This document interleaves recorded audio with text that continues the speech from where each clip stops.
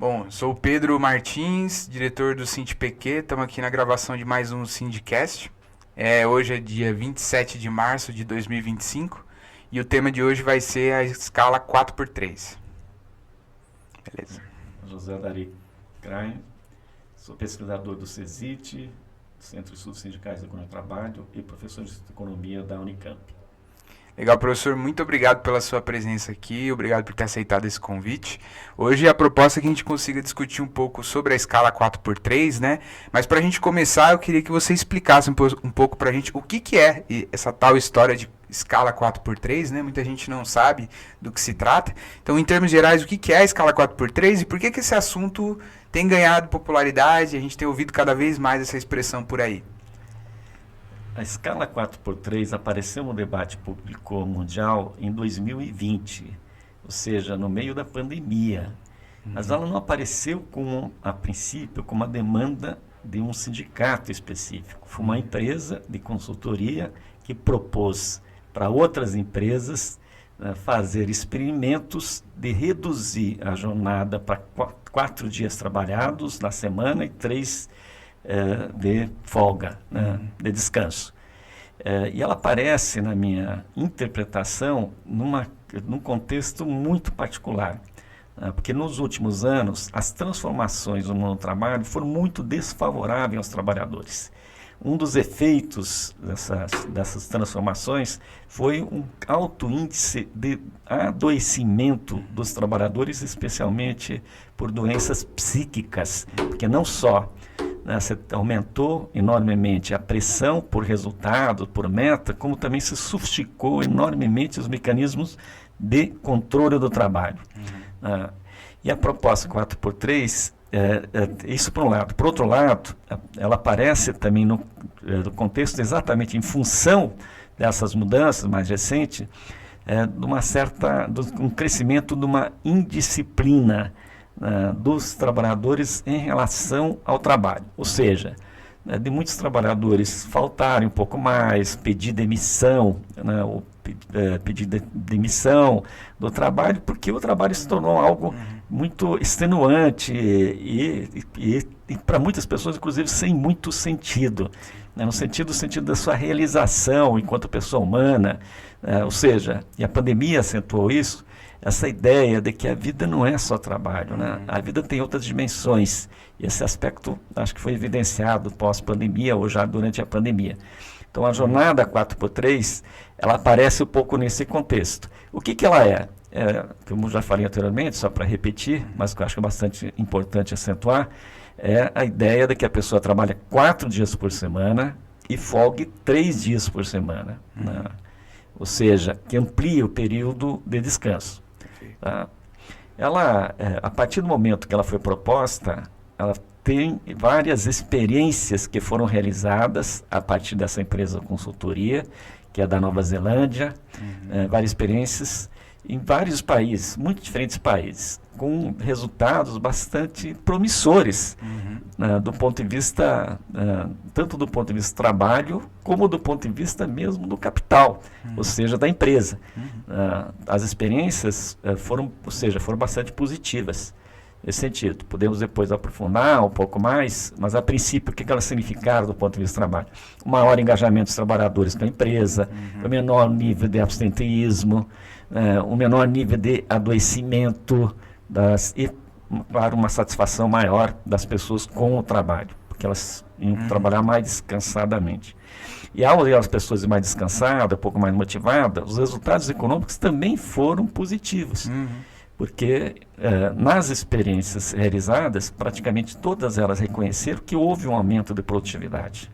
Não houve uma queda da produtividade, porque o ambiente ficou mais civilizado, menos pesado, e as pessoas podiam realizar as suas questões pessoais fora do ambiente de trabalho. Então, em geral, as experiências mostraram ganhos substantivos de produtividade para a empresa. Ou seja, as empresas acabaram não perdendo com a redução. É verdade que em alguns países também a proposta está localizada no setor público também. E também as experiências do próprio setor público também mostram que os resultados do ponto de vista do aumento da produtividade, o aumento da produtividade também ocorreu.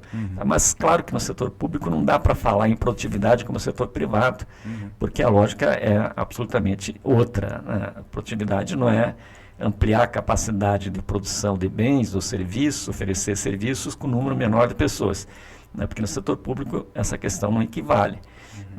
Mas a prestação do serviço também, a sua qualidade melhorou nessas experiências realizadas. Por isso que ela é uma questão que ganhou uma certa expressão um pouco no debate internacional. Perfeito. Acho que no Brasil a gente tem um comentário também de que a gente teve a PEC, né, 8 de 25, né, que é uma PEC que tem chamado bastante atenção também, é uma proposta aí de emenda à Constituição, proposta pela deputada Erika Hilton no sentido da jornada 6x1, né, da abolição da jornada 6x1. Então a gente teria um máximo de 8 horas diárias trabalhadas, 36 horas semanais, né, e isso vinha junto, né, junto com a proposta da redução dessa jornada 6x1, também implementação, né, da jornada 4x3, e tudo isso acabou se juntando num grande debate público em torno dessas duas grandes questões, né? Na nossa base do SINDPq, a gente não tem tanto esse viés da redução da jornada 6x1, que a maior parte dos nossos trabalhadores trabalha na 5x2, né? Mas, querendo ou não, é uma pauta que é um avanço para a classe trabalhadora como um todo, né? Ambas, as duas pautas, né? Então, isso também acabou trazendo um pouco desse debate, né? Acho que muita gente passou a saber, né, desse processo que estava se desenvolvendo nesse processo, né? E eu acho que é importante a gente lembrar também, né, a discrepância que existe entre o quanto que um trabalhador produz de riqueza e o quanto que ele recebe relacionado a essa riqueza, né? Então a gente sabe que muitas vezes os trabalhadores, principalmente quando vai subindo, né, o grau de instrução e tudo mais, precisa trabalhar poucas horas ali de um dia, por exemplo, para pagar o seu salário do mês inteiro, e todo o resto acaba indo para a mão ali do dono da empresa. Então eu acho que isso é importante te lembrar, porque uma das principais questões que as pessoas colocam é como se houvesse uma injustiça com o dono da empresa, da gente querer fazer com que ele pague o trabalhador por menos horas trabalhadas, né? Então acho que é um debate importante da gente trazer também, né?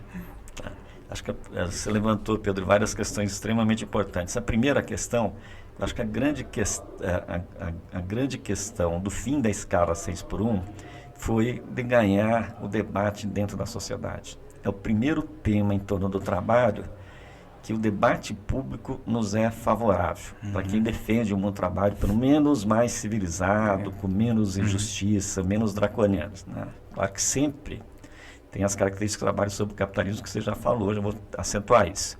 Mas esse o que foi importante, que houve uma mobilização nas redes sociais, e todas as pesquisas de opiniões realizadas mostram que majoritariamente a população brasileira apoia o fim da escala 6x1.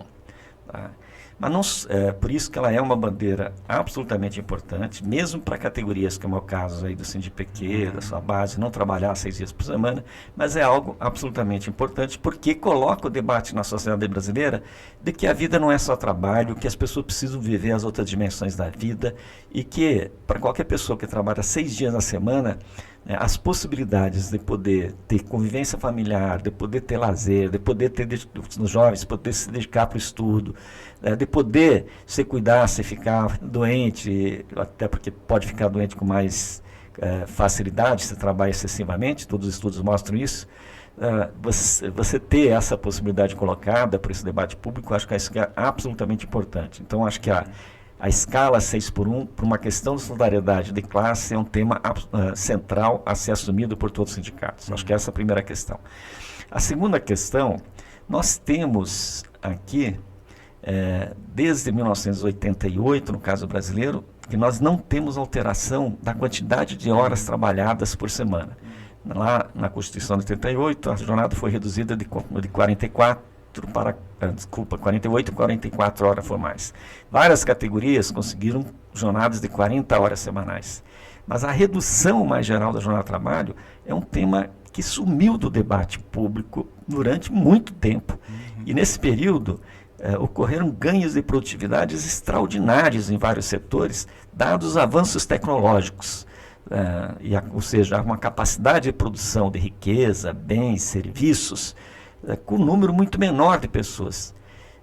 Então está mais do que na hora de recolocar no debate da sociedade brasileira a tese de que é preciso reduzir o tempo dedicado às pessoas, é preciso redistribuir os ganhos de produtividade obtidos pelas empresas. Como você bem levantou, não que nós não é para inviabilizar nenhum tipo da empresa, mas também é preciso colocar de que aquilo que é obtido como resultado da riqueza geral gerada não pode ser apropriado só para o mercado financeiro, que é o segmento que mais tem ganhado desde os anos 80, 90, não é só para os setores empresariais em geral, do setor econômico, mas também tem que ser redistribuído com a sociedade, com os trabalhadores. Porque exatamente esses avanços tecnológicos, eles também têm que se traduzir numa melhor condição de vida. E uma das questões fundamentais a serem colocadas é a redução do trabalho. Só para vocês terem uma ideia como é que isso é antigo. Keynes, que é um economista importante, em 1930, ou seja, praticamente há 100 anos atrás, ele escreveu um texto que se chamava As Possibilidades Econômicas para os Nossos Netos. E ele previa, ele dizia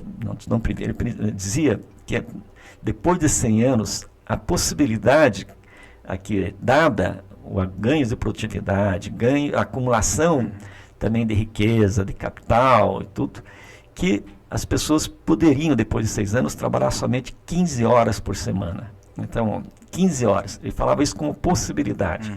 Dados os ganhos de produtividade, dados os avanços da economia, dada a possibilidade, né, do desenvolvimento de todas essas tecnologias, dominar a natureza e se ela for colocada a serviço efetivamente das pessoas, poderia se reduzir substantivamente a jornada. E ele a gente nem está falando de um economista marxista, né? Nem é marxista. Nem é marxista. Hein? Não, nada. É um reformador do capitalismo, é verdade. É um economista reformador do capitalismo. Mas ele colocava isso para dizer exatamente que a vida pode ser vivida em outras dimensões. E nos últimos anos, a gente teve as mudanças que foram ocorrendo no trabalho, com as tecnologias, foram muito desfavoráveis aos trabalhadores. Em geral, os setores empresariais, o capital, utilizou a mudança tecnológica como justificativa para impor reformas trabalhistas, impor formas de contratação mais precárias, impor terceirizações. Então, ou seja, nos últimos anos, não é sem razão que a desigualdade cresceu muito fortemente. Dá um dado para mostrar como é que essa desigualdade cresceu. Não é nosso, mas nos Estados Unidos, está num livro do Beluso, que ele diz, na década de 70, a diferença entre um trabalhador no chão da fábrica e o diretor era 30 vezes o salário. Na década de 10 do século XXI, a diferença foi para 299 vezes. Ou seja, aumentou imensamente a desigualdade de rendimento entre um diretor e um trabalhador. Se você pegar do mercado financeiro, algumas coisas entre o bancário e certos grupos de investidores ou pessoas que são em certas linhas de investigação, a diferença ainda é muito maior. Então, ou seja, é isso que nós estamos falando, que nos últimos anos prevaleceu a ideia e foi ganhando, inclusive, corações e mente das pessoas, de que cada um era responsável pela situação se encontrava no mercado de trabalho. Você individualizou os problemas. Se atacou os sindicatos. As pessoas hoje têm uma certa visão dos sindicatos, mais crítica, porque isso as pesquisas mostram, né? O sindicato tem a confiança de 50% da população brasileira nas pesquisas aqui, né, que mostram. Mas também tem que lembrar que os sindicatos foram profundamente atacados nesse período. Sim. Exatamente para impor uma lógica em que o resultado da atividade econômica fosse concentrado em alguns segmentos e não fosse repartido por quem efetivamente constrói a riqueza nacional. Nesse contexto, o que você fez? Você criou um processo de concorrência muito brutal entre os trabalhadores pelos poucos postos de trabalho de qualidade que eram ofertados nessa economia. E colocou para a grande maioria das pessoas ocupações para que elas exercem com baixos salários, com condições de trabalho bastante questionáveis, como, por exemplo, jornadas durante 6 dias por semana, que a gente estava discutindo anteriormente, os salários, já falei, extremamente baixos, e as pessoas como elas não têm opção de não trabalhar porque elas precisam ter renda, vão se engajar em qualquer tipo de atividade, que pode até ser um emprego formal, de baixos salários, ou atividades por conta própria, ou seja, as pessoas vão estabelecendo estratégias de sobrevivência num ambiente em que as oportunidades de trabalho de qualidade oferecidas são muito poucas. São muito poucas. Aqui ainda fala uma certa categoria que dentro do chamado mercado geral do trabalho tem uma condição diferenciada. O salário médio, a jornada, os benefícios indiretos, tem sindicato também, isso é super importante, porque é isso que conquista. Tem uma questão diferenciada. E esse processo que foi feito nos meus tempos mudou a correlação de forças desfavoravelmente a quem precisa trabalhar. Né? E aí foram se impondo, como a reforma trabalhista de 2017, a reforma previdenciária, uma série de outras reformas.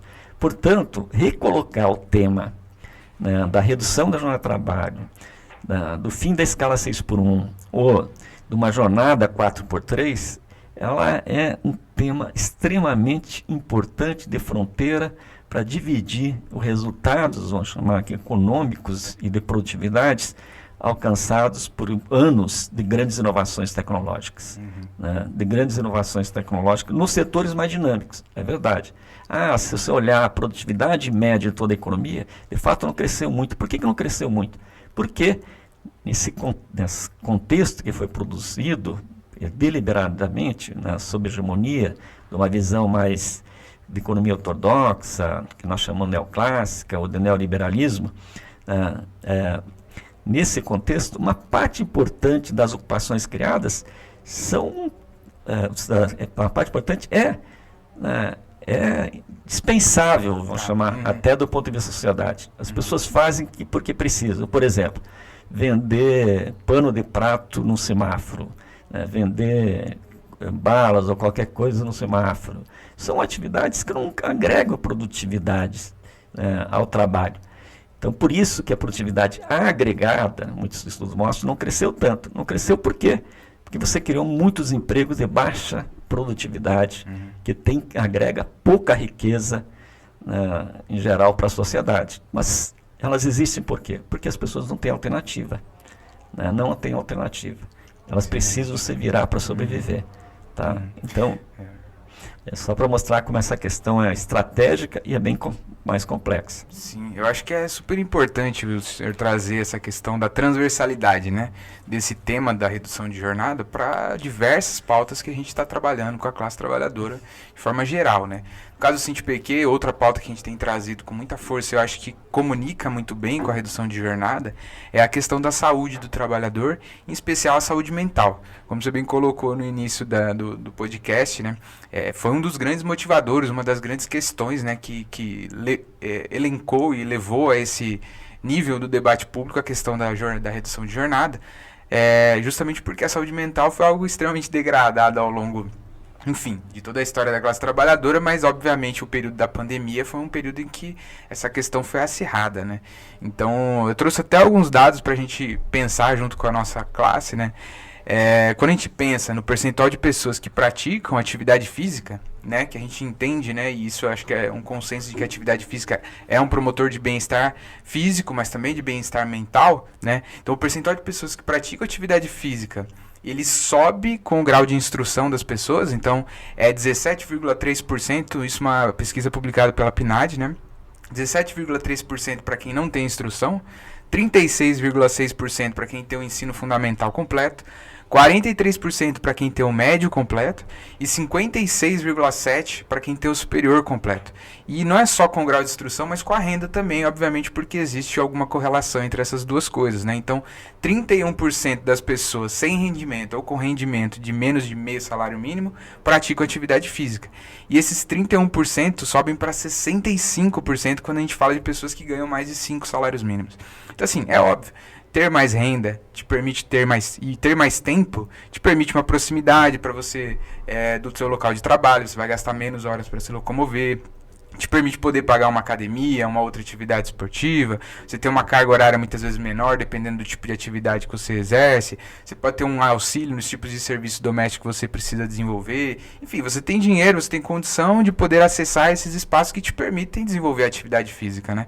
Então, quando a gente fala da saúde do trabalhador, ela tem que ser pensada de maneira global. E a redução de jornada vem completamente atrelada a isso, né? Não tem como separar as duas coisas. Não, exatamente, acho que você tem razão, você levanta dados muito importantes. Acho que a primeira coisa que eu quero destacar, reagindo um pouco à sua questão colocada, muito bem colocada, é que se no século XIX, qual era a doença do trabalho predominante?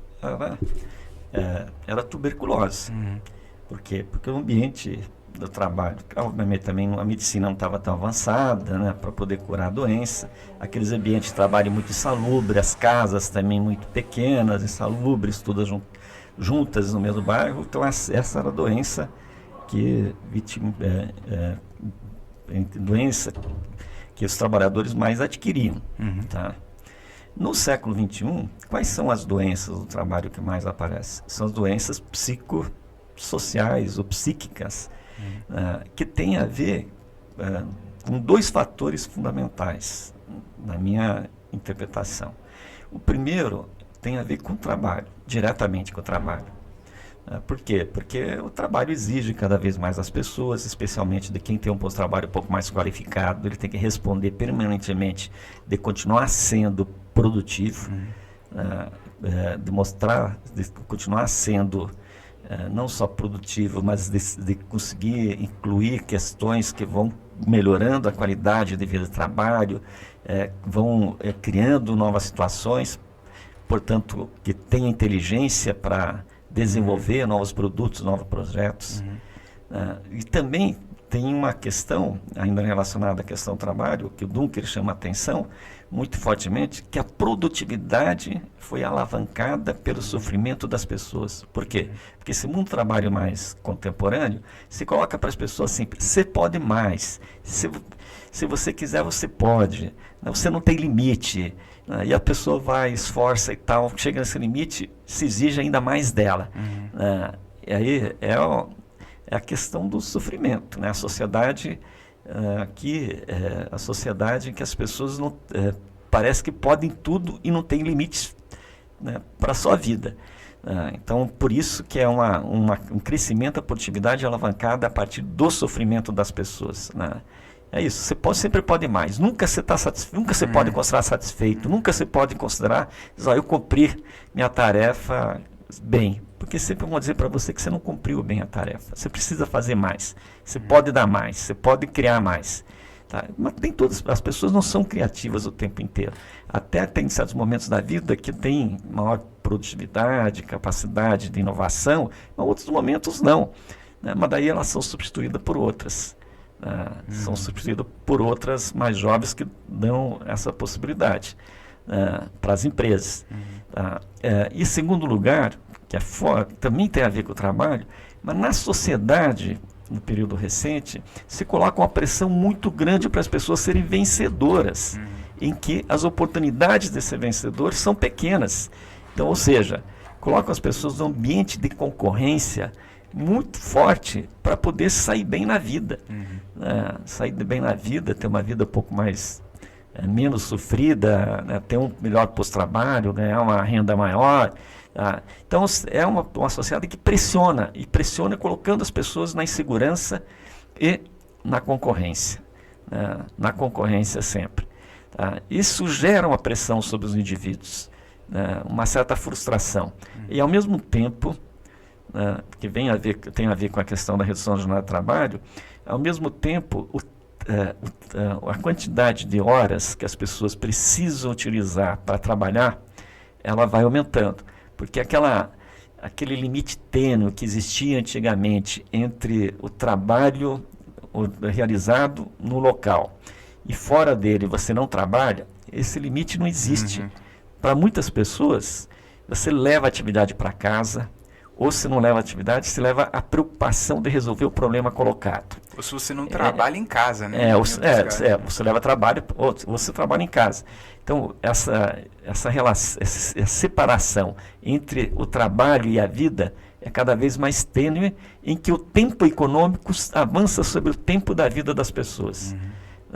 É o tempo econômico, sempre é essa preocupação, né, de como conseguir pagar as contas, de como sobreviver, de como manter o emprego, de como crescer na ocupação. Obviamente isso vai gerando uma série de desgastes psíquicos nas pessoas e que isso pode levar a um processo de adoecimento, além de uma ampliação informal bastante substantiva da jornada. Ou também, até se você não leva nada para casa, para muitos setores, isso era muito comum nos anos 90, 2000, aqui para mim, os trabalhadores sabiam, se eu não estudar a mais, meu emprego vai estar colocado em risco. Então ele sai do trabalho e ia fazer um curso, se aperfeiçoar para poder se manter. Mas obviamente que isso também traz acúmulo no tempo, e isso vai desgastando e adoecendo as pessoas. Tá? E aí ao mesmo tempo que teve essa tendência, veio toda uma outra tendência, né, do campo das ciências, dizendo, não, a pessoa precisa de atividade física. A atividade física é uma questão fundamental. As academias, inclusive, se multiplicaram, né, como forma de aliviar essa tensão permanente.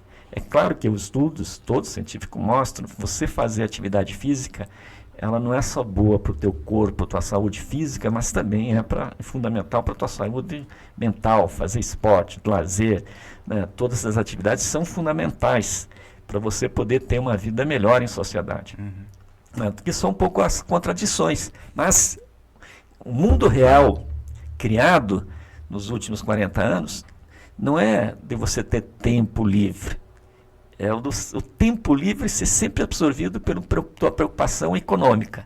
Por isso, simplesmente. Aí, vamos fazer uma ginástica, vamos fazer alguma coisa na empresa para aliviar um pouco essa tensão. Mas a questão de fundo não se resolve. Permanece a mesma. Por isso que a questão da redução da jornada de trabalho, ela continua sendo um elemento tão estratégico e importante. Perfeito. Acho que essa introdução de conversa acho que mostra e deixa muito claro, né? Como que a redução de jornada é um tema transversal no mundo do trabalho, cria condições objetivas mesmo, né? Para a classe trabalhadora ser saudável de maneira integrada, de maneira ampla, né? E os benefícios escolhidos são dos mais diversos possíveis. Mas a gente sabe que nem todo mundo está concordando muito com isso. E existem diversas contraposições a essa proposta de redução de jornada, né?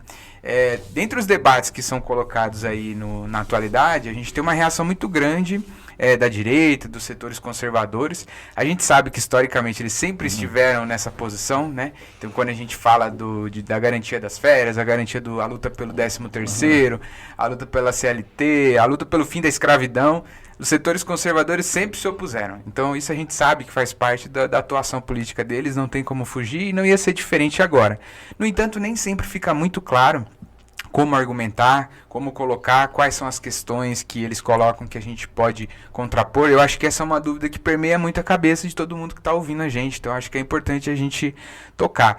Eu acho que um dos temas mais recorrentes quando a gente ouve esse debate público está relacionado à questão econômica. Então, assim, os principais argumentos são relacionados se a redução de jornada ela vai atrapalhar, ou vai acabar, ou vai destruir a economia do Brasil. Sim, se vai ter condição ou não da gente manter a nossa economia reduzindo jornada. E como que você contrapõe, como você vê essa crítica? Tá. Mas isso acho que você começou já colocando a resposta, né? É isso. Se a gente ouvir somente quem contrata, você não teria 13º, você não teria salário mínimo, você não teria nem o fim da escravidão. Porque sempre diz que isso afeta negativamente a economia. Mas a história não corrobora com essa tese. Vou dar só 2 exemplos. Que são, o primeiro exemplo, inclusive agora isso apareceu muito forte nas redes sociais, um editorial do Globo em 63, quando foi instituído o 13º salário. Isso vai quebrar a economia. Não aconteceu. Não quebrou a economia. Pelo contrário, isso ajudou a alavancar, depois no período recente, a economia. Porque o salário, ele não é só custo, ele é renda. E se ele é renda, dá a possibilidade das pessoas que ganham essa renda consumir.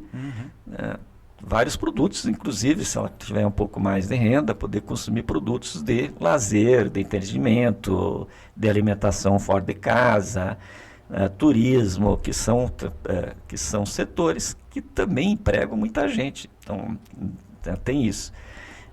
Então, não é só isso. Então, em 63 teve essa questão colocada. Em 2004, 2005, quando foi instituída a política de valorização do salário mínimo, também, se o Lula tivesse naquele momento ouvido os economistas, os que dão opinião, né, para a grande imprensa, até hoje, do mercado financeiro, das empresas de consultoria, os setores empresariais, se tivesse ouvido, não teria implementado o salário mínimo, porque havia um certo consenso no pensamento econômico, mas no mainstream, né, dos poderosos, de que o salário mínimo geraria inflação, desemprego, inflação e quebraria o Estado. Tá? Então, esses 4 argumentos estavam colocados. Mas depois dos estudos, da implementação, depois de 10, 12 anos, aqui na implementação da política do salário mínimo, nenhuma dessas 4 profecias se realizaram. Né? Pelo contrário, até alguns setores empresariais que tinham posição absolutamente contrária ao salário mínimo perceberam, como, por exemplo, o setor do comércio, que ele foi favorecido pela política de aumentação, a política de aumento do salário mínimo foi favorecido porque, de fato, as vendas aumentaram. E, portanto, os resultados econômicos foram muito mais promissores. Pelo contrário, a política de valorização do salário mínimo, isso mesmo os conservadores não conseguem contrapor, porque isso é uma realidade. Ela gerou ela diminuiu as desigualdades, especialmente para quem estava mais na base da pirâmide social, as mulheres negras. Então teve um efeito positivo na diminuição das desigualdades, porque também ela, de certa forma, estimulou negociações salariais mais favoráveis para diferentes categorias, tá? Que ela sempre foi, o salário mínimo sempre foi um farol. Então, fatores de diminuição da desigualdade, ela contribuiu para a formalização dos contratos de trabalho, ela teve um efeito que a gente chama na economia positivo, né, de multiplicador, ou seja, as pessoas começaram a comprar mais, as vendas aumentaram, portanto a produção de bens e serviços também aumentaram. É verdade que uma parte importante disso foi importado, né, mas também ativou a economia interna, internamente. Tá? Então, todos os efeitos são muito mais positivos do que negativos. Agora, quando apareceu a PEC, que você fez referência, 8/2025, no debate ano passado, o mesmo argumento de novo se recoloca. Vai quebrar a economia, as empresas não têm isso, que não têm condições de absorver isso. Que também é uma questão absolutamente questionável. Questionável. Por que é questionável? Primeiro, de fato, você tem situações diferenciadas da economia. Não tenho dúvida nenhuma que as grandes e médias empresas têm condições absolutas de absorver numa redução da jornada de trabalho, como no setor aqui de TI, que vocês representam. Tem condições absolutas de responder isso. Exatamente nesse setor, é um dos setores que mais avançou internacionalmente a proposta 4x3. Tá? Nos setores de alta tecnologia, do e-comércio, no setor de comunicação, no setor de marketing, no setor público, são setores que as experiências mais promissoras da redução de jornada de 4x3 avançou. Então, esses setores não tem dúvida nenhuma, até para os ganhos de produtividade que ocorreram na sociedade. Pode ter algum efeito para micros e pequenas empresas e tal, pode, mas vai ter um efeito duplo. Se significa aumento de custo, uma pessoa que, por exemplo, tem um restaurante, tem um fast food, faz alimentação para vender para as pessoas, então, ela vai aumentar o número de clientes também. O bar, mais gente vai frequentar o bar. Então tem um efeito compensador. Tem um efeito compensador. E nesse cálculo tem que ser colocado o bem-estar das pessoas. E não só o bem-estar das pessoas individualmente, mas da sociedade como um todo. Da sociedade como um todo. Só para dar um outro exemplo histórico. Quando se colocou a ideia do descanso semanal remunerado, da jornada inglesa, que é uma questão que vem desde o século XIX, essa bandeira, das pessoas terem mais tempo livre, né? Claro que teve uma dimensão religiosa, né, do domingo, mas fundamentalmente, do ponto de vista da sociedade, se comprovou que era fundamental as pessoas terem espaço de convivência, de sociabilidade. Por isso, por equilíbrio da sociedade, para saúde coletiva, né, para a coesão da vida social, é um elemento absolutamente imprescindível. A mãe poder encontrar os filhos, não precisar trabalhar no sábado, que os filhos estão em casa, ou no domingo, né, ela vai folgar na segunda, daí os filhos estão na escola, né, cria um problema de convivência. E, obviamente, isso traz uma série de consequências, não estou falando na pergunta anterior de saúde, de problemas. Problemas com filhos isso pode levar a outras formas de desagregação familiar, desagregação da vida social. Tá? Então, nesse sentido, isso é uma parte da resposta. A segunda parte importante da resposta, eu já quero enfatizar algo que já comentamos. As experiências mostram que a redução do jornal de trabalho tende a impulsionar a produtividade. Ou seja, do ponto de vista mesmo da dinâmica das empresas, aqui em geral, quando se reduz a jornada de trabalho de forma planejada, ela não é necessariamente uma elevação de custos. Por quê? Ela é mais do que compensada, muitas vezes, e isso que é exatamente as experiências internacionais. Por exemplo, na Inglaterra, não é um país nada socialista, 92% das empresas que adotaram a jornada 4x3 deram continuidade ao experimento. E a justificativa é exatamente pelos ganhos de produtividade. Ela não perdeu, economicamente. Ela não perdeu. Tá? Então, acho que essa questão dos ganhos de produtividade, que é uma realidade, especialmente para o setor mais dinâmico, que é o caso aqui, que vocês representam, aqui ela continua prevalecendo. Tem algum momento, pode desorganizar um pouco a atividade, como é que vai compor, né? Mas isso, sempre do ponto de vista da gestão do negócio, você tem como reorganizar isso, reorganizar as escalas, reorganizar, um pouco a forma de como oferecer o trabalho, dependendo do que tipo de trabalho que é. Você tem como reorganizar isso. Isso com facilidade. Claro que sempre vai precisar um processo de adaptação, mas tem muito como colocar. Vai gerar, que é outro argumento, isso vai gerar elevação de custos, vai gerar inflação. Não necessariamente. Não necessariamente, porque se isso for compensado por ganho de produtividade, então não vai ter uma elevação dos custos. Isso que a experiência internacionais 4x3 coloca. Se não tem uma elevação de custos, não tem razão por que dizer que isso vai ter impacto nos preços oferecidos. Mas a empresa vai economizar energia, estruturas, departamento pessoal, uma série de questões que a empresa vai também economizar ao você reorganizar a jornada e ela sendo exercida por menos hora. Então ela tem ganhos também, desse ponto de vista. Claro. Até no sentido da própria seguridade desse trabalhador, né? A gente tem a redução, por exemplo, de acidentes de trabalho, reportado em algumas experiências. Exatamente. Né? Absenteísmo devido a problemas de saúde, seja de saúde mental, seja de saúde física, enfim, são inúmeros os benefícios. Exatamente, é isso. Ela tende a trabalhar com pessoas mais motivadas, menos estressadas. Portanto, isso vai ter um efeito muito positivo no absenteísmo e no problema de saúde, segurança, que também é custo para a empresa, né?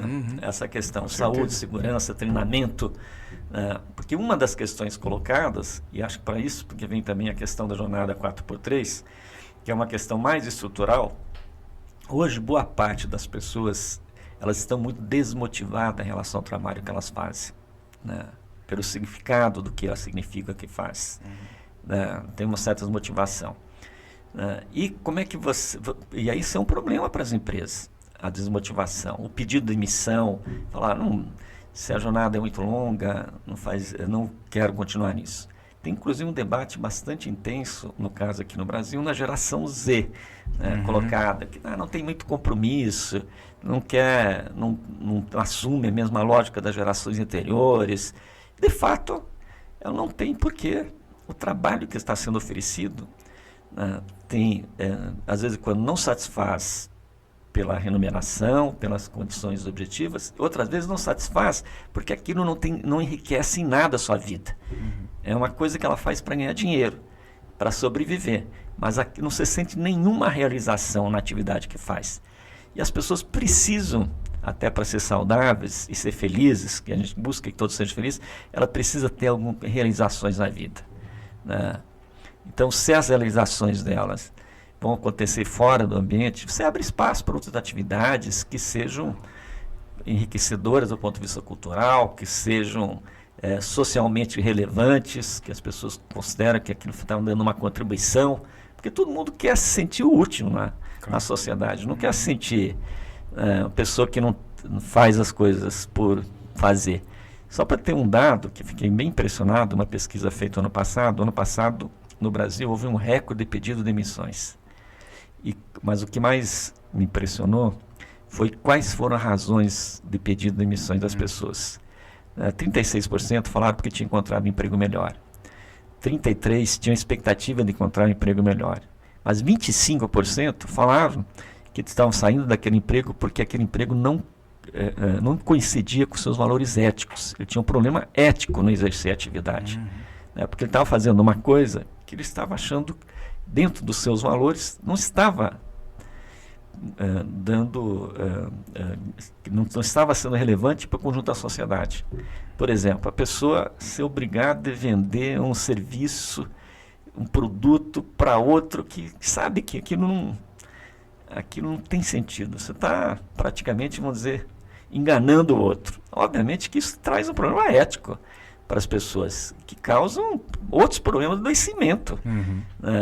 Então, por isso que a questão fundamental que foi colocada atualmente é como redistribuir os trabalhos na sociedade, diminuindo a jornada e rediscutindo também que tipo de ocupação são fundamentais ser criadas para você garantir um bem-estar coletivo, um bem-estar social, como também você garantir esforço humano no sentido de reverter essa tendência hoje que a gente tem a vida humana estar ameaçada por causa da crise ecológica, né? Então, aqui são outras oportunidades. Se você diminuir a jornada, criar isso, você pode criar uma outra realidade de trabalho. Uma outra realidade de trabalho. Não há dúvida. Nem dúvida. Porque hoje, eu acho que isso é uma questão que a gente tem que perceber. Existe um descontentamento, existe um mal-estar das pessoas em relação ao mundo, sobre a sua situação. A gente tem que conseguir reverter isso. E reverter isso não vai ser revertido individualmente, vai ser revertido coletivamente. Por isso que o sindicato sempre é uma instituição muito importante, porque ele organiza a questão coletiva. Mas também temos que ter a clareza para a reversão desse mal-estar, da situação. Não basta eu me salvar individualmente. Você tem que pensar no conjunto da sociedade, porque você não vai reverter isso. Você vai viver num ambiente de tensão, num ambiente de polarização, num ambiente de brigas constantes, num ambiente de insegurança, insegurança em todos os sentidos, em relação à perspectiva de vida ou insegurança em relação à própria vida, à própria vida. Então, acho que por isso que essa questão da redução da jornada, combinado com outras coisas, a redução da jornada, a escala, o fim da escala 6x1, a introdução da jornada 4x3, são questões fundamentais colocadas, porque elas têm alcance de trazer outras mudanças para o bem-estar coletivo da sociedade. Sim. Professor, a gente teve agora recentemente, estamos no mês de março, a gente teve um evento no sindicato dedicado aí à questão das mulheres, trouxemos várias pessoas para trazer, para falar, E uma das nossas diretoras, a Sheila, né, ela compartilhou um pouco da história de vida dela, comentou como que foi a trajetória e tudo mais. Tudo isso está inclusive disponível no YouTube, então as pessoas podem acessar, tá no YouTube do SINDPQ. Dá para conferir esse depoimento dela, além das falas das outras, né? Mas eu trago essa história porque é muito interessante. Ela trouxe um pouco do histórico dela de trabalhadora da jornada 6x1 e o quanto isso afetou a qualidade de vida e mesmo a organização da vida dela, né, enquanto mulher, enquanto uma mãe solo, enquanto uma mãe que tinha filhos para criar, ao mesmo tempo que ela tem que trabalhar, tinha uma mãe para cuidar, enfim, N fatores ali que estavam envolvidos na vida dela, né, e de como que ela perdeu, por exemplo, momentos importantes da vida dela ali, tendo que estar trabalhando, né, então um final de ano que você não pode passar com a família porque você está trabalhando, um momento do aniversário de um parente, e sim, inúmeros momentos da nossa vida que a gente acaba sendo privado, né, por estar trabalhando, por exemplo, nesse tipo de jornada. Isso para a escala 6x1. Novamente, a maior parte dos nossos trabalhadores da base não estão nessa condição. Entretanto, muitas vezes quando a gente está inserido em um determinado contexto, a gente não percebe quanta coisa existe ali que está atrapalhando nossa própria vida, a gente não enxerga as nossas próprias amarras, né? Então, por exemplo, se a gente pega um trabalhador que trabalha 5x2 hoje, um trabalhador da nossa base do sindicato, esse trabalhador precisa levar o filho no médico. Filho dele, o médico, só vai atender no horário comercial, que é o horário que esse trabalhador trabalha também. Então ele vai precisar faltar. E a gente sabe que tem inúmeros patrões, por exemplo, que entendem isso de maneira muito negativa, muitas vezes isso acaba incorrendo em sanções. Se é uma criança que fica doente muitas vezes, esse trabalhador precisa faltar muitas vezes, ele pode começar a sofrer retaliações no ambiente de trabalho, né? No momento de promover uma promoção de cargo e de salário entre um e outro, o patrão pode acabar escolhendo por outro. Então, existem inúmeros fatores que também afetam as nossas vidas e que a gente está tão acostumado. A gente cresceu tendo que conviver com essa realidade que a gente nem consegue vislumbrar uma realidade diferente, né? E eu acho que isso é muito importante, a gente trazer essa perspectiva de que a redução de jornada é uma modificação da nossa própria vida, da nossa própria constituição enquanto cidadãos, enquanto seres humanos que precisam de lazer, que precisam de ter atividades que tragam sentido pra gente, de convívio com a família, de convívio com os amigos, de atividades que nos tragam prazer. Eu acho que isso é fundamental e acho que você trouxe isso muito bem na sua fala, né? É isso mesmo, acho que uma questão importante, a gente sempre se colocar também no lugar do outro, que é algo que não é nada estimulado numa sociedade da concorrência. No lugar na sociedade da concorrência é você se dar bem e os outros que também concorram com você, se ele quiser dar bem, que se dá bem. E você até, nesse critério um pouco, muitas vezes se responsabiliza a situação dos outros achando que o outro não se esforçou, que o outro não fez as escolhas erradas, não estudou.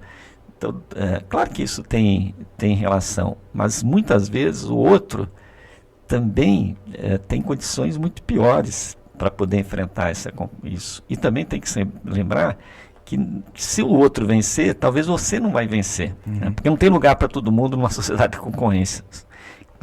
Tem uma corrida, alguns vão vencer e outros vão perder.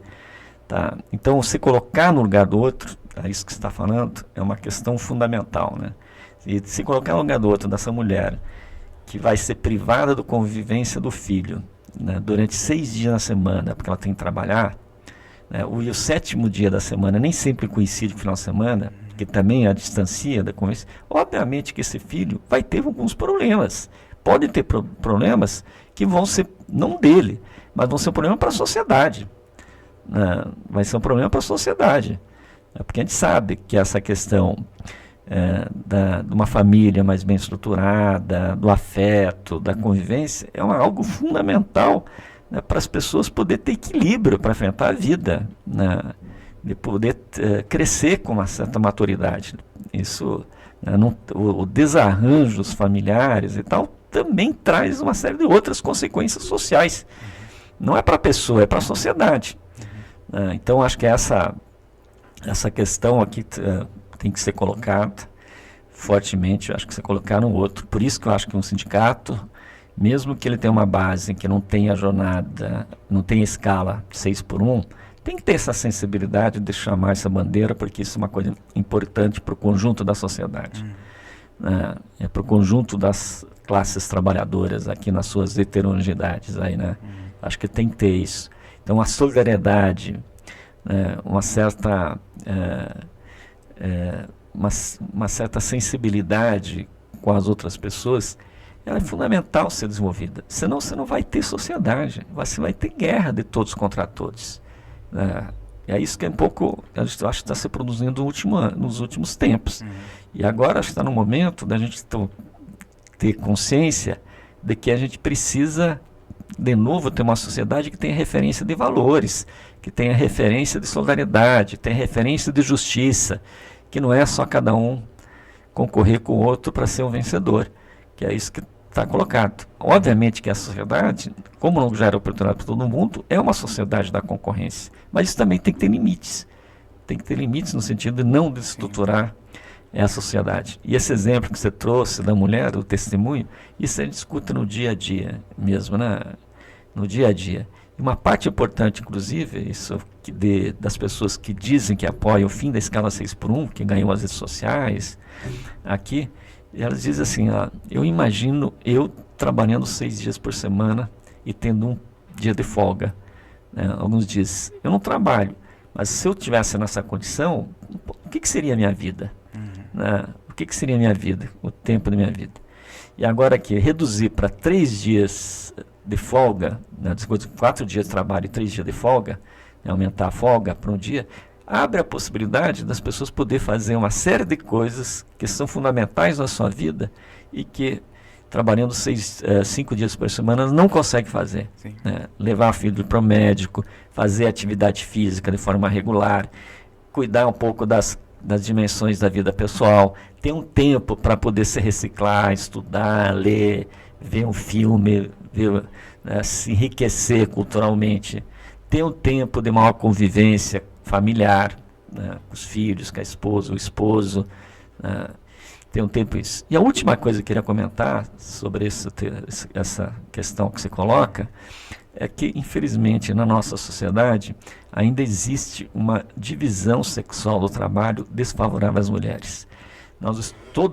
Muitos acharam que no período do isolamento social, durante a pandemia, poderia crescer um compartilhamento maior das atividades domésticas entre homens e mulheres.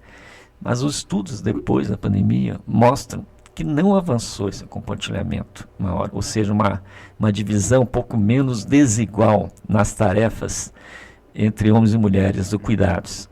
Em geral, as mulheres dedicam, assim, na pesquisa PNAD, 26 horas por semana para atividades, os homens 11 horas. Isso inclui ainda limpar carro, jardim e tal, são dentro desse horário.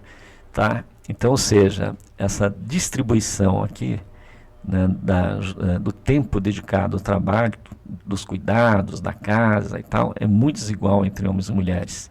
Então essa é uma outra questão colocada, importante, que acho que a gente também tem o desafio de avançar nisso, ou de ter, do ponto de vista políticas, sindicais, das bandeiras, formas de proteção maior da mulher. E aí também, dada essa divisão sexual do trabalho, quem que leva o filho no médico? Quem que se ausenta do trabalho quando tem problemas de saúde? Quem que cuida do pai e da mãe, que estão doentes? Geralmente isso sobra para as mulheres. Então, ou seja, a introdução da jornada 4x3 é uma forma também de ajudar a diminuir um pouco mais essa questão e poder colocar esse debate de uma divisão um pouco mais compartilhada das tarefas de homens e mulheres. É claro que não é só a redução, porque isso é uma questão cultural, que tem a ver com uma sociedade patriarcal, que é um problema estrutural nosso, Mas a redução da jornada de trabalho pode ajudar a fazer com que esse problema também seja colocado no debate na sociedade, Então, que acho que por isso que também queria chamar a atenção disso. Sim, acho que a questão da empatia sempre vai voltar quando a gente pensa, na redução de jornada, porque apesar de eu não necessariamente viver determinada situação, a gente está cercado por pessoas que estão vivendo aquelas situações, E pensando um pouco nessa questão, de grupos que estão cada vez mais marginalizados ou grupos que estão em maior desvantagem, diante do mercado, por assim dizer, Você tocou nesse assunto numa fala anterior sobre as micro e pequenas empresas, por exemplo, né? Ou os chamados empreendedores individuais, as pessoas que estão começando negócio, que hoje as pesquisas apontam que são mais de 90% das empresas no Brasil, né?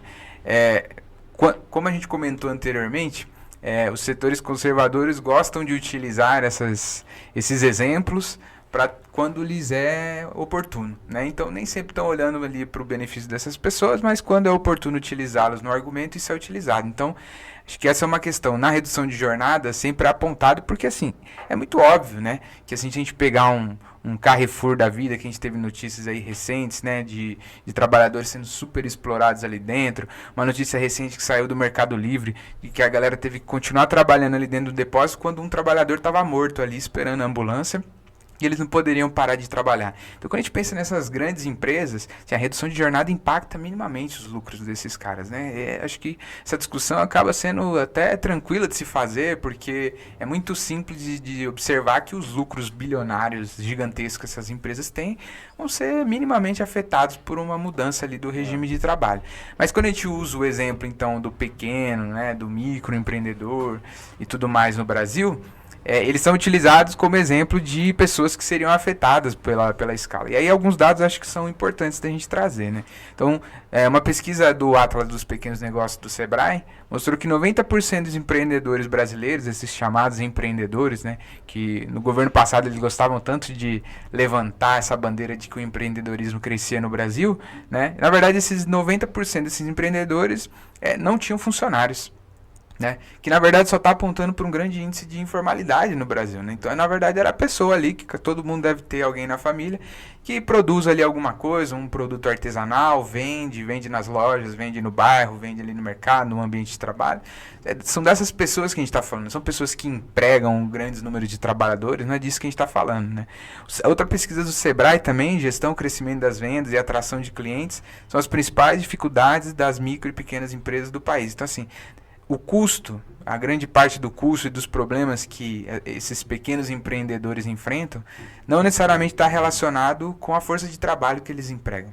Está relacionado principalmente com fatores como crescimento das vendas, né, a dificuldade de você expandir o seu número de clientes, de atrair clientes, né? A gente sabe que a gente tem um problema muito grande de crédito no Brasil também, né? Então a gente tem uma das maiores taxas básicas de juros no mundo, né? É extremamente difícil você conseguir crédito para você abrir um negócio.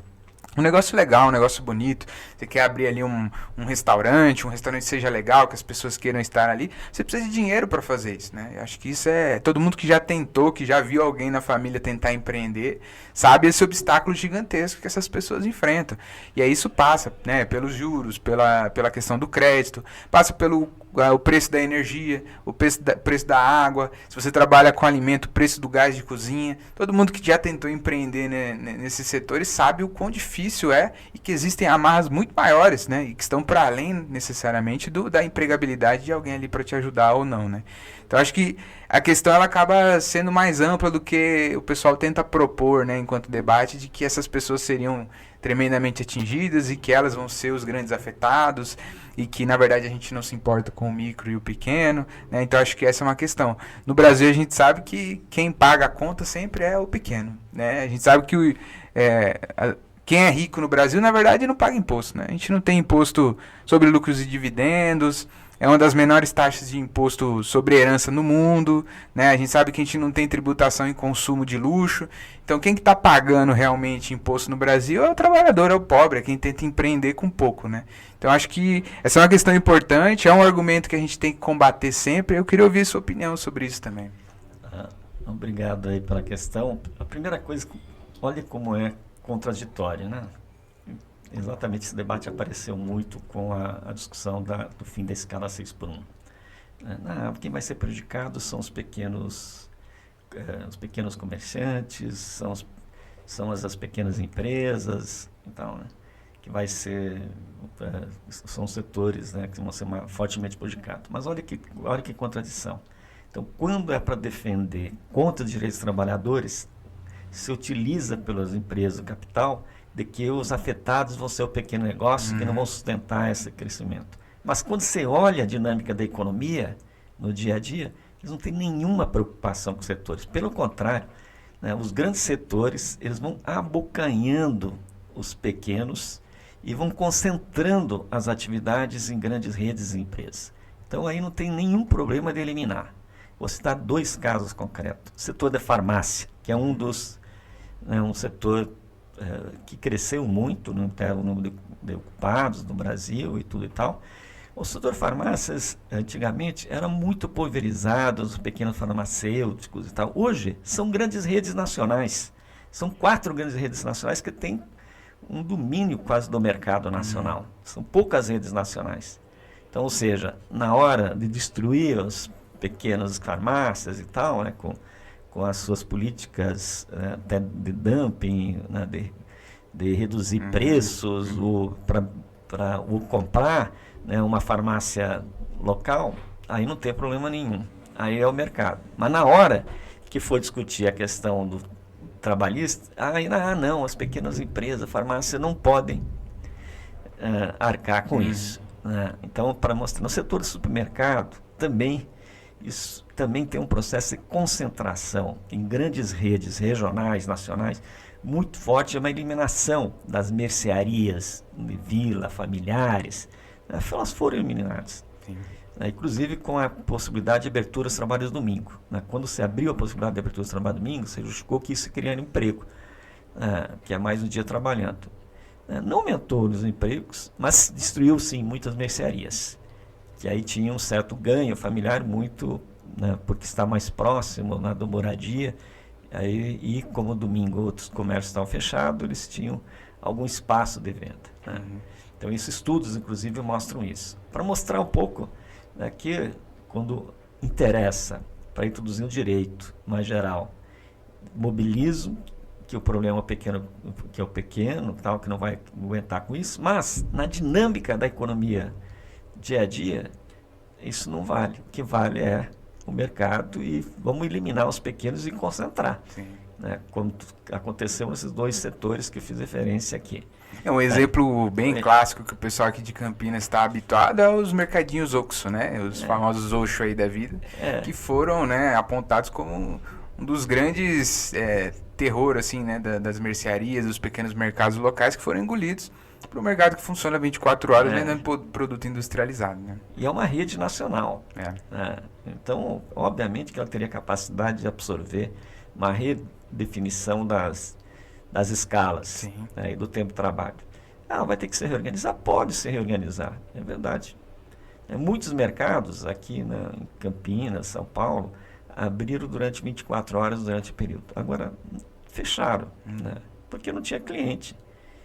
Mas isso também pode acontecer, né, um estudo mais racional, dizendo, se a gente fechar no domingo todo mundo, por exemplo, que era uma coisa que existia antigamente, se fechar no domingo todo mundo, as pessoas vão se reorganizar também, né, para comprar outros dias por semana, porque a renda é dada.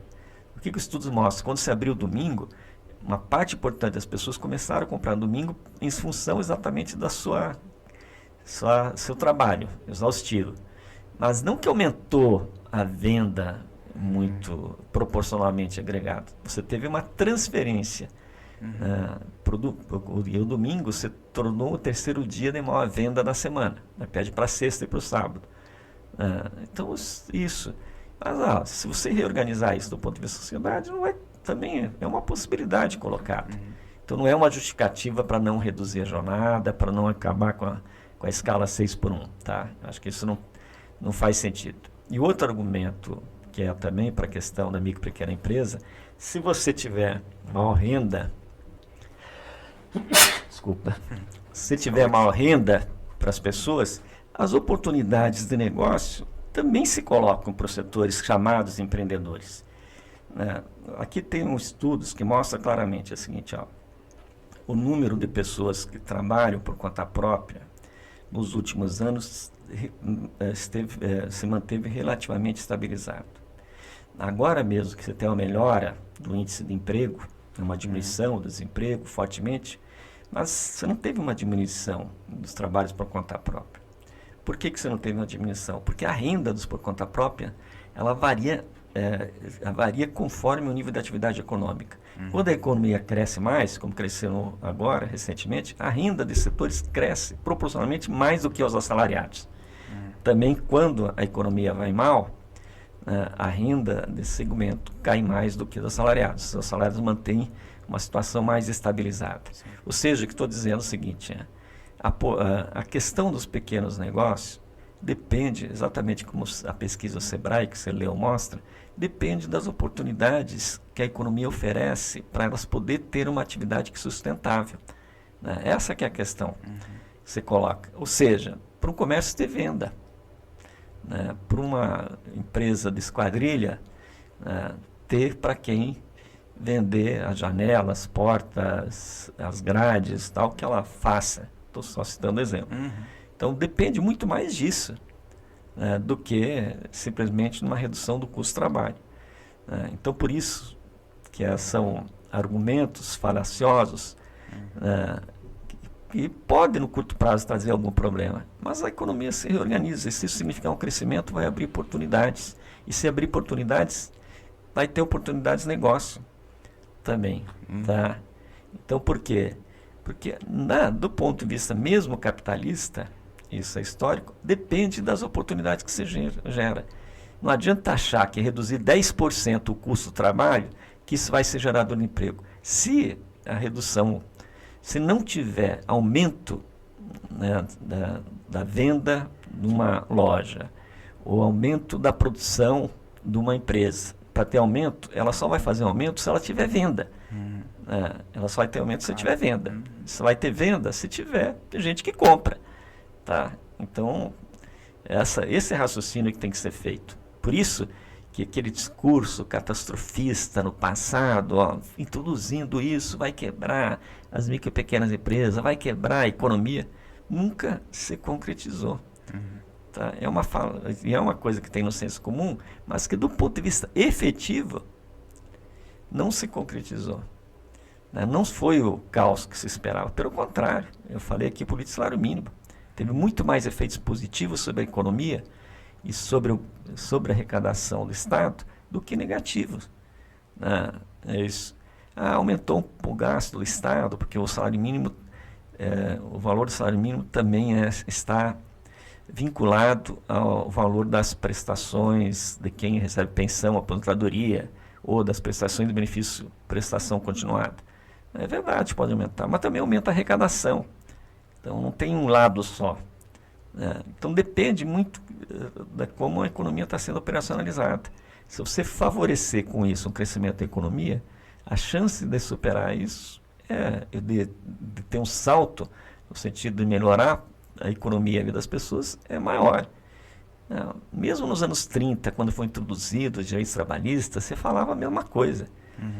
Mas a partir da economia começou a crescer, os custos foram absorvidos e os direitos foram introduzidos.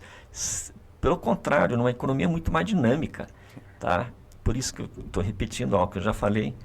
Gastar com o trabalhador tem uma outra contrafaceta que é tão importante como o gasto da empresa, que é a possibilidade de trabalhador ter uma renda para comprar outras coisas. Tá? Então, o salário não é só custo, ele é também renda. Ele abre oportunidades de negócio. Tá? E aí, concluindo nessa questão, que eu acho que uma redução do jornada de trabalho com a melhora da renda, sem redução de salários, isso pode abrir oportunidades para muitos pequenos negócios. A Associação Nacional do Bar e Restaurante se manifestou contra a proposta, mas ela pode ser uma das grandes beneficiadas disso. Como eu falei que o comércio era contra a elevação do salário mínimo, depois foi uma grande beneficiada do ponto de vista da empresa. Tá? Então, por isso que eu acho que há espaço, sim, depois de tanto tempo, sem reduzir a jornada de trabalho, para uma redução mais substantiva da jornada de trabalho na sociedade brasileira e no mundo. Que isso é um problema do mundo, não é um problema só brasileiro. Porque, de fato, nesse período, desde os anos 80, todos os ajustes econômicos, numa perspectiva mais neoliberal, foram jogando toda a conta nas costas dos trabalhadores. Agora está na hora de a gente começar a reverter, dizendo, todas essas inovações tecnológicas, produtividades também tem que ser revertido em favor dos trabalhadores da sociedade. tá? Que vai abrir outras possibilidades, né? Perfeito, acho que é isso, né?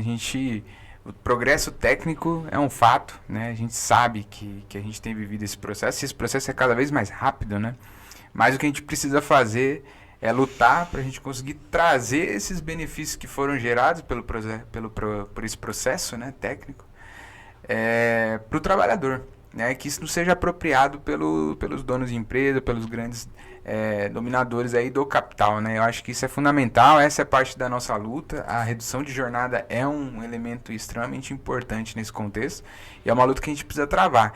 Então, para finalizar, professor, eu queria te fazer uma pergunta, assim, de maneira então resumida, para a gente fechar, qual é o caminho ou o que a gente precisa fazer para tornar então a redução de jornada, que a gente entendeu o quão importante é para a classe trabalhadora, uma realidade? Tá. Acho que a primeira coisa importante que a gente tem o que fazer, nós temos apoio na sociedade para essa bandeira, que isso é uma coisa muito importante.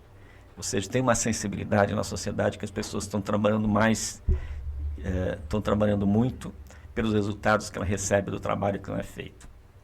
Então, acho que isso é uma coisa muito ao nosso favor. Portanto, eu acho que todos os sindicatos têm que potencializar essa bandeira. E aí, eu acho, do ponto de vista mais geral da sociedade, acho que é em torno da questão do fim da escala 6x1. Do ponto de vista sindical, mais concreto, que é o caso de vocês, né, aqui é fazer essa campanha em torno da redução para 4 dias por semana trabalhado, por 3 dias folgados. Porque existe espaço do ponto de vista tecnológico, porque isso vai ser uma referência, inclusive, para outros setores. Mostrar isso. Como esses estudos internacionais que eu citei aqui, de vários países, mostram que os efeitos são muito mais positivos que negativos, tanto do ponto de vista da economia, como do ponto de vista do bem-estar, como do ponto de vista individual dos trabalhadores. Mostra que temos efeitos muito mais positivos. Então, isso pode ser um exemplo para o conjunto da sociedade, de vocês conseguirem alavancar isso. Para esse exemplo se concretizar, assim como a questão da mobilização, né, é muito fundamental. A gente não vai conseguir isso no argumento racional, né, porque aí vem o contra-argumento, tudo isso que a gente discutiu aqui, que isso vai quebrar, a presa vai sair, isso e aquilo, que a gente sabe que, do ponto de vista da razão, o outro lado não vai ceder. Ele vai ceder se tiver mobilização, se ele sentir que ele está tendo perda, se ele sentir de que isso pode estar inviabilizando um pouco mais o seu negócio. Ou seja, se tiver pressão. Então, por isso, a questão fundamental, né, é o sindicato organizar, mas ter a sustentação dos trabalhadores mobilizados em torno dessa bandeira, né, porque isso é uma questão imprescindível. E, por último, a gente tem que ter clareza, se a gente conseguir avançar nessa luta da redução de trabalho, nós vamos estar melhorando só a nossa vida individual. A gente vai sendo testemunho para dizer, é possível sim redistribuir os ganhos de produtividade, a riqueza gerada na sociedade nos últimos tempos também em favor do trabalhador. E uma forma de redistribuir é trabalhar menos. Outra forma é aumentar o rendimento, né, os salários. Rendimento dos salários. E outra forma ainda, que eu já falei aqui anteriormente, é pressionar para criar ocupações que socialmente sejam relevantes para enfrentar os problemas sociais e ambientais, que essa é uma questão, que isso não vai ser resolvido pelo mercado, vai ter que ser resolvido a partir de algum tipo de intervenção pública. Mas aqui, a redução, porque também a redução da jornada de trabalho, ela pode trazer um outro elemento importante, o que fazer com o tempo livre, tá? Que a gente acabou não discutindo tanto. O que fazer com o tempo livre? Você pode usar o tempo livre para o shopping, ficar consumindo e tudo, mas você pode, com o tempo livre, também demandar a organização de uma série de outras atividades que sejam expressivas para a vida social. Por exemplo, atividades físicas, que você até levantou esse tema como importante, entendimentos, de leituras,